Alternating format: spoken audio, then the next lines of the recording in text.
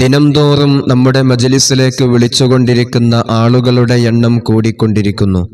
വിഷമങ്ങളാലും പ്രയാസങ്ങളാലും ബുദ്ധിമുട്ടുന്നവരാണ് എന്നെ സമീപിക്കുന്നവരും എൻ്റെ മജ്‌ലിസിലേക്ക് വിളിക്കുന്നവരും.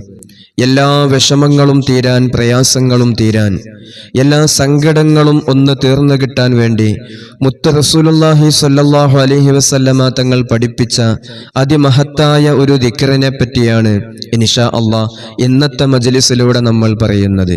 എല്ലാ വിഷമങ്ങളിൽ നിന്നും പ്രയാസങ്ങളിൽ നിന്നും സലാമത്ത് ലഭിക്കാൻ വേണ്ടി എല്ലാ ദിവസവും മുടങ്ങാതെ ഈ ദിക്റിനെ നമ്മൾ പതിവാക്കുക, നമ്മൾ അധികരിപ്പിച്ചുകൊണ്ടിരിക്കുക. നമ്മുടെ വിഷമത്തിന്റെ തോതനുസരിച്ച് ദിക്റിന്റെ എണ്ണം നമ്മൾ കൂട്ടിക്കൊണ്ടിരിക്കുക. ഏത് വിഷമഘട്ടങ്ങളിലും അള്ളാഹുവിനോട് നമ്മൾ സഹായം തേടുക. അള്ളാഹുവിലേക്ക് ഏറ്റവും മഹത്വമേറിയ ദിക്റുകൾ നമ്മൾ ചൊല്ലിക്കൊണ്ടിരിക്കുക.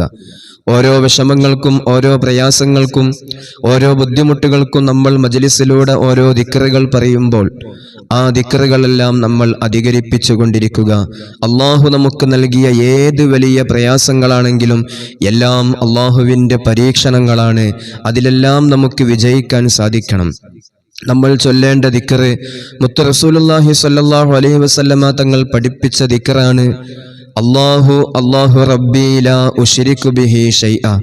ഈ ദിക്റിനെ എല്ലാ ദിവസവും നമ്മൾ പതിവാക്കുക. ഏത് രൂപത്തിലുള്ള വിഷമങ്ങളാണോ നമ്മെ അലട്ടിക്കൊണ്ടിരിക്കുന്നത് എല്ലാം സലാമത്താകണമെന്ന നിയ്യത്തോടുകൂടെ ഇൻഷാ അല്ലാഹ് ഈ ദിക്റ് നമ്മൾ ഒരുപാട് അധികരിപ്പിച്ച് അള്ളാഹുവിലേക്ക് നമ്മൾ ദുആ ചെയ്യുക. നമ്മുടെ വിഷമത്തിനെ മുൻനിർത്തി നമ്മൾ ദുആ ചെയ്യുക. അള്ളാഹു ആ വിഷമം നമുക്ക് മാറ്റിത്തരും.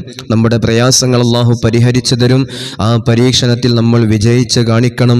ഇരുലോകത്തും ഉപകാരപ്പെടുന്ന അമലാണ്. അള്ളാഹു സ്വീകരിക്കുമാറാകട്ടെ.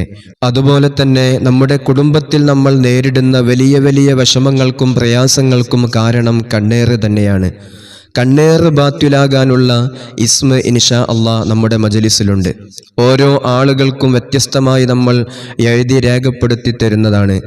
ഈ ഇസ്മുകൾ നമ്മുടെ വീട്ടിൽ സൂക്ഷിക്കുകയാണെങ്കിൽ ഒരിക്കലും കണ്ണേറ് നമ്മെ ബാധിക്കുകയില്ല. പെട്ടെന്ന് പഠിച്ചുകൊണ്ടിരിക്കുന്ന പല വിദ്യാർത്ഥികളിൽ പഠിക്കാനുള്ള താല്പര്യം കുറയുക, സന്തോഷത്തോടുകൂടെ ജീവിച്ചിരുന്ന കുടുംബത്തിൽ പെട്ടെന്ന് സമാധാനം നഷ്ടപ്പെടുക, നല്ല നിലയിൽ വളർന്നുകൊണ്ടിരുന്ന ബിസിനസ് പെട്ടെന്ന് തകർച്ചയിലേക്ക് പോവുക, കച്ചവട സ്ഥാപനങ്ങളിൽ ബിസിനസ് നടക്കാതിരിക്കുക, ഇങ്ങനെയുള്ള വിഷയങ്ങളെല്ലാം കണ്ണേറ് കൊണ്ടുണ്ടാകുന്നതാണ്. അതെല്ലാം ബാത്തുലായി കിട്ടാൻ വേണ്ടി ഇൻഷാ അല്ലാഹ് ഈ ഇസ്മിനെ നമ്മൾ സൂക്ഷിക്കുക. എല്ലാ കണ്ണേറുകളും ബാത്തുലായി കിട്ടും.